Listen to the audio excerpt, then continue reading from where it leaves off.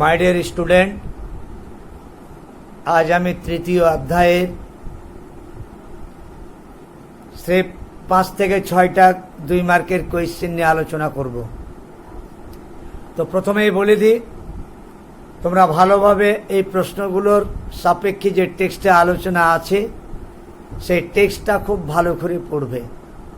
সেখান থেকে আমি কিছু কিছু কোয়েশ্চেন 2 মার্কের জন্য নির্বাচিত করেছি। আজকেও যে ক্লাসটা আমি করছি তৃতীয় অধ্যায়ের সেই 2 মার্কেরই ক্লাস, 2 মার্কের কিছু প্রশ্ন নিয়ে আলোচনা করব।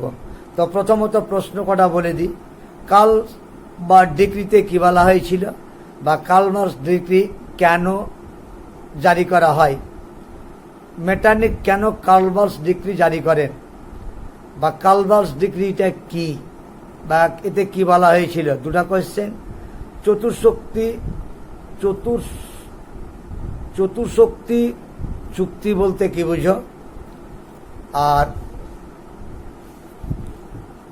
এখানে 3টা। আর একটা যেটা কোয়েশ্চেন সেটা হচ্ছে রিজোর্সিমেন্টো কি, রিজোর্সিমেন্টো কি, এটা একটা কোয়েশ্চেন। আর একটা যেটা কোয়েশ্চেন সেটা হচ্ছে জুলাই অর্ডিন্যান্স কি, আর জুলাই রায়তন্ত্র বলতে কি বুঝো। এই কটা কোয়েশ্চেন আমি আলোচনা করব। তো ডিয়ার স্টুডেন্ট, প্রথমেই আমি তোমাদের সামনে যে কোয়েশ্চেনটা নিয়ে আলোচনায় আসছি সেই কোয়েশ্চেনটা হচ্ছে কালসবার্ট ডিক্রিতে কি বলা হয়েছিল। কালবার্ট ডিক্রিতে জার্মানির বিভিন্ন রাজনৈতিক দল ছাত্র সংগঠনগুলিকে নিষিদ্ধকরণ বা বন্ধ করে দেওয়া, আর বাক স্বাধীনতা ও সংবাদপত্রের স্বাধীনতাকে হরণ করা, এই প্রভৃতি ক্ষেত্রে যে একটা ডিক্রি জারি করেছিল, নির্দেশ জারি করেছিল, সেটাকে বলা হয় কালসবার্ট ডিক্রি। কালসবার্ট ডিক্রি। এবার যদি প্রশ্ন হয় এটা কে জারি করেছিল, এটা মেটার্নিক জারি করেছিল, তাহলে মেটার্নিক কেন কালসবার্ট ডিক্রি জারি করলো, এটা একটা কোয়েশ্চেন। এবার প্রশ্ন, কালসবার্ট ডিক্রিটা কি? অস্ট্রিয়ার চ্যান্সেলর বা প্রধানমন্ত্রী জার্মানির বিভিন্ন রাজনৈতিক দল ছাত্র সংগঠনগুলি নিষিদ্ধকরণ, বাক স্বাধীনতা হরণ, সংবাদপত্রের স্বাধীনতা হরণ প্রভৃতি উপলক্ষে যে নির্দেশনামা জারি করেন সেটাকে বলা হয় কালসবার্ট ডিক্রি। কালসবার্ট ডিক্রি। এবার এটা একটা কোয়েশ্চেন, তাহলে কালসবার্ট ডিক্রিটা কি। এবার প্রশ্ন হচ্ছে কে কেন কালসবার্ট ডিক্রি জারি করেছিল, তাহলে এটা প্রশ্ন যদি হয়, আমি বলছি কালসবার্ট ডিক্রি কি বা বলতে কি বুঝো, আমি পেয়ে গেলাম। তাহলে কে কেন জারি করলো, এটা মেটার্নিক জারি করেছিলেন। জার্মানির অভ্যন্তরে কোনো রাজনৈতিক দল, বিভিন্ন যে রাজনৈতিক দল ছিল, ছাত্র সংগঠনগুলি ছিল, তারপর সংবাদপত্রের যে স্বাধীনতা সেগুলো ছিল, সেগুলো সম্পূর্ণরূপে হরণের উদ্দেশ্যে, বন্ধ করে দেওয়ার উদ্দেশ্যে যে নির্দেশনামা জারি করা হয় সেটাই হচ্ছে কালসবার্ট ডিক্রি, আর এটা এই উদ্দেশ্যেই জারি করেছিল। তা কালসবার্ট ডিক্রি কে কেন জারি করলো, এটা মেটার্নিক করেছিলেন। বিভিন্ন রাজনৈতিক দলের কথা বলার অধিকার, দলটাকে দলগুলিকে বন্ধ করে দেওয়া, বাক স্বাধীনতা কেড়ে নেওয়া, সংবাদপত্রের স্বাধীনতা কেড়ে নেওয়ার উদ্দেশ্যে এই ডিক্রি জারি করা হয়েছিল। এবার তৃতীয় কোয়েশ্চেন যেটা, আমি এটা খুব ছোট্ট ভিডিও এটা দিচ্ছি, চতুর্শক্তি বলতে কি বুঝো। ইউরোপীয় শক্তির সমবায় গঠনের, চতুর্শক্তি বলতে কি বুঝো। চতুর্শক্তি হলো 1815 খ্রিস্টাব্দে অস্ট্রিয়ার প্রধানমন্ত্রী মেটার্নিকের উদ্যোগে ইংল্যান্ড, রাশিয়া আর প্রাশিয়ার মধ্যে একটা চুক্তি স্বাক্ষরিত হয়েছিল। 1815 খ্রিস্টাব্দে প্রাশিয়া, রাশিয়া, ইংল্যান্ড এবং অস্ট্রিয়ার মধ্যে একটা চুক্তি সম্পাদিত হয়েছিল। এই 4 শক্তিকে বলা হয় চতুর্শক্তি চুক্তি। চতুর্শক্তি চুক্তি বলা হয়। ইউরোপীয় শক্তি সমবায়ের মূল ভিত্তি ছিল এই চুক্তি। তাহলে প্রশ্নটা যে চতুর্শক্তি বলতে কি বুঝো? অস্ট্রিয়ার প্রধানমন্ত্রী বা চ্যান্সেলর, ইংল্যান্ড, প্রাশিয়া আর রাশিয়া, এই চার দেশের যে রাজশক্তি তারা একত্রে মিলে যে চুক্তি সম্পাদিত করেছিল সেটাকে বলা হয় চতুর্শক্তি। এরা উদ্দেশ্যটা কি ছিল? উদ্দেশ্যটা ছিল ইউরোপীয় যে সমবায় শক্তির মূল ভিত্তিটাকে প্রতিষ্ঠা করাই ছিল এই চতুর্শক্তি চুক্তির মূল উদ্দেশ্য। এবার যেটা আলোচনা করতে যাচ্ছি সেটা হচ্ছে রিজোর্সিমেন্টো।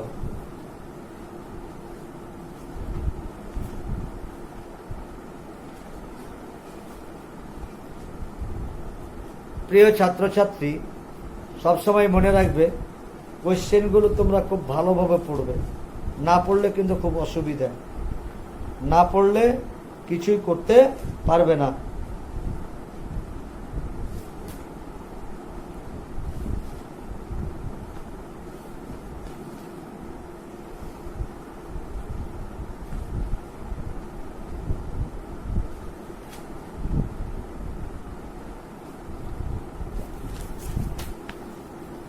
জুলাই অর্ডিন্যান্স কি? প্রশ্নটা হচ্ছে জুলাই অর্ডিন্যান্স কি, বা জুলাই অর্ডিন্যান্সের মূল বিষয়বস্তুগুলো কি ছিল?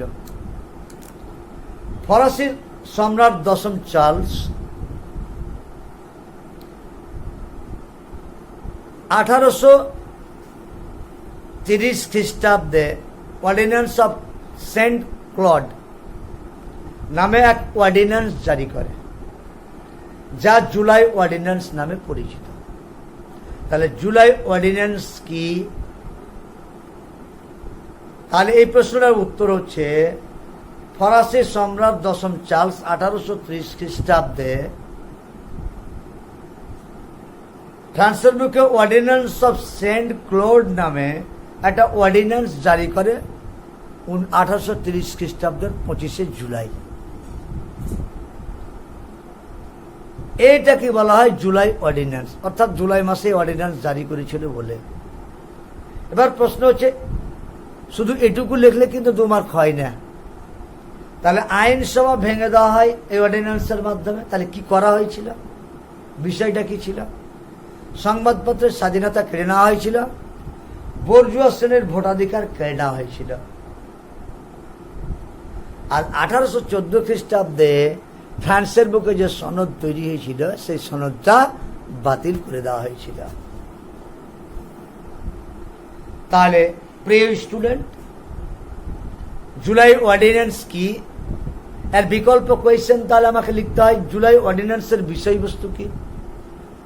তো জুলাই অর্ডিন্যান্সের বিষয়বস্তু যদি আমি জানি, তো সেই প্রশ্নটার উত্তর লিখতে গেলে আমাকে আগে জুলাই অর্ডিন্যান্স কি জানতে হবে। তা 1830 খ্রিস্টাব্দে 25শে জুলাই ফরাসি সম্রাট দশম Charles ordinance of Saint Cloud নামে একটা অর্ডিন্যান্স জারি করেছিলেন, সেটাকে বলা হয় জুলাই অর্ডিন্যান্স। এতে বলা হয়েছিল আইনসভা ভেঙে দিতে হবে, সংবাদপত্রের স্বাধীনতা কেড়ে নেওয়া হবে, বর্জুয়া শ্রেণীর ভোটাধিকার কেড়ে নেওয়া হয়েছিল। তাহলে জুলাই অর্ডিন্যান্সের বিষয়বস্তুটাও আমি এখানে পেয়ে গেলাম। পরের যে কোয়েশ্চেনটা সেটা হচ্ছে জুলাই রায়তন্ত্র বলতে কি বুঝো? এটাও একটা 2 মার্কের কোয়েশ্চেন। ফ্রান্সে জুলাই বিপ্লবের ফলে পূর্ব রাজবংশীয় দশম চার্লসের পতন ঘটে গেল। অলিয়েন্স বংশীয় লুই ফিলিপ ফ্রান্সের সিংহাসন লাভ করল। তাহলে দশম চার্লস পরাজিত হলো, আর অলিয়েন্স বংশীয় রাজবংশ ফ্রান্সের সিংহাসন দখল করলো লুই ফিলিপ। জুলাই বিপ্লবের দ্বারা লুই ফিলিপের রাজতন্ত্র প্রতিষ্ঠিত হলো। জুলাই বিপ্লবের মাধ্যমে ফ্রান্সের লুই ফিলিপের রাজতন্ত্র প্রতিষ্ঠিত হয়েছিল। তার রাজত্বকালটা হচ্ছে 1830 থেকে 1848 খ্রিস্টাব্দ পর্যন্ত। এই তার রাজত্বকালটাই জুলাই রাজতন্ত্র নামে পরিচিত। এখন প্রশ্ন যদি হয় জুলাই রাজতন্ত্র কি, তাহলে পূর্ব রাজবংশীয় দশম চার্লসের পতনের পর 1830 খ্রিস্টাব্দে অর্লিয়ান্স বংশীয় রাজা লুই ফিলিপ ফ্রান্সের সিংহাসনে বসেন। 1830 থেকে 1848 সাল পর্যন্ত তার এই রাজত্বকালের সময়টাকে বলা হয় জুলাই রাজতন্ত্র। কারণ জুলাই মাসে জুলাই বিপ্লবের ফলে এই লুই ফিলিপ ফ্রান্সের বুকে রাজতন্ত্র প্রতিষ্ঠা করেছিলেন। এবার যে কোয়েশ্চেনটা নিয়ে আলোচনা করব, সেই কোয়েশ্চেনটা খুব ছোট কোয়েশ্চেন। সেই কোয়েশ্চেনটা তোমরা খুব ভালোভাবে দেখবে।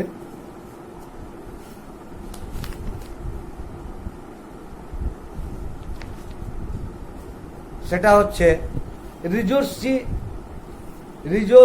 রিসোর্সিমেন্টো কি? রিসোর্সিমেন্টো কি?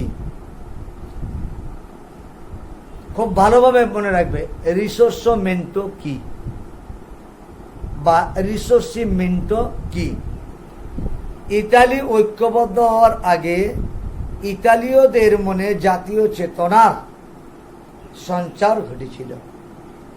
আসলে ইতালির বুকে ইতালির মানুষ যখন একত্রিত হচ্ছে, ওই দেশের মানুষই তখন ওই দেশের মানুষ তখনই একত্রিত হয় যখন ওই সকল দেশে বা ওই দেশ সংশ্লিষ্ট দেশে সাধারণ মানুষের মনে জাতীয় চেতনার সঞ্চার ঘটবে। ইতালির ঐক্যবদ্ধ হওয়ার আগে ইতালীয়দের মনে জাতীয় সঞ্চার ঘটেছিল। তারা ইতালিতে প্রতিরোধ আন্দোলন গড়ে তুলে, ইতালিতে যে প্রতিরোধ আন্দোলন গড়ে তুলে সেটাকে বলা হয় রিসোর্সিমেন্টো বা পুনর্জাগরণ নামে পরিচিত। এখন ডিয়ার স্টুডেন্ট, আমরা অনেক সময় প্রশ্ন বুঝতে পারি না, প্রশ্নের উত্তরগুলো ঠিক দিতে পারি না। কেন? আমরা তখনই ভুল করে দিই। বিকল্প কোয়েশ্চেনটা কি হওয়া উচিত এবং বিকল্প কোয়েশ্চেনটা আমাদের মধ্যে আলোচনা যদি থাকে, মেন বিষয়টা যদি আমাদের জানা থাকে, তাহলে কিন্তু উত্তর দিতে অসুবিধা হবে না। প্রিয় ছাত্রছাত্রী, আবারও বলছি, ইতালিবাসী যখন ঐক্যবদ্ধ হয়েছিল, ঐক্যবদ্ধ হওয়ার আগে তাদের মনে জাতীয় চেতনার সঞ্চার হয়েছিল। তারা ইতালিতে প্রতিরোধ আন্দোলন গড়ে তুলেছিল বা গড়ে তুলেছিলেন। এই প্রতিরোধ আন্দোলনটাকে বলা হয় রিসোর্সিমেন্টো বা পুনর্জাগরণ। ডিয়ার স্টুডেন্ট, তাহলে আমি যে প্রশ্নগুলো আলোচনা করলাম, জুলাই অর্ডিন্যান্স কি, রিসোর্সিমেন্টো কি, খুব গুরুত্বপূর্ণ কোয়েশ্চেনগুলো আলোচনা করছি। জুলাই রাজতন্ত্র বলতে কি বুঝো? আর যে কোয়েশ্চেনটা আলোচনা, কার্লসবার্গ ডিগ্রিতে কি বলা হয়েছিল, কার্লসবার্গ ডিগ্রি কে কেন জারি করেছিল, আর যে কোয়েশ্চেনটা নিয়ে আলোচনা করেছি সেই কোয়েশ্চেনটা হচ্ছে জুলাই অর্ডিন্যান্স। তো বললাম, তোমরা এই সব প্রশ্নগুলো আমি পরে লিখে দিচ্ছি যে কোয়েশ্চেনগুলো আলোচনা করলাম। ডিয়ার স্টুডেন্ট, তোমরা ভালোভাবে পড়বে। আমি বলছি টেক্সটটা পড়বে। তবে আমি এই একটা কথা তোমাদের বলে রাখি, এই চ্যাপ্টার থেকে আমি সিলেবাসটা মোটামুটি তোমাদের ধারণা দিচ্ছি 3, 4, 5, 6। এই 3, 4, 5, 6 এই 4টা অধ্যায় মিলে এই 45 মার্কের সিলেবাসটা তোমাদের দেব। আমি একটা প্রাথমিক ধারণা দিয়ে দিচ্ছি। 3, 4, এর আগে যেহেতু 3টা অধ্যায়টা আলোচনাই হয়নি, কিছুটা হয়ে থেমে গিয়েছিল, তাহলে 3, 4, 5, 6 এই 4টা অধ্যায় মিলে 45 মার্কের কোয়েশ্চেন হবে। ডিয়ার স্টুডেন্ট, তোমরা খুব ভালোভাবে এগুলো পড়বে, যেগুলো আমি অন্তত তোমাদের দিচ্ছি। Thank you. আমি এই প্রশ্নের ভিডিওর সাথে এই প্রশ্নগুলো পরের দিকে জুড়ে দেবো। তোমরা ভালোভাবে পড়াশোনা করবে। আসি।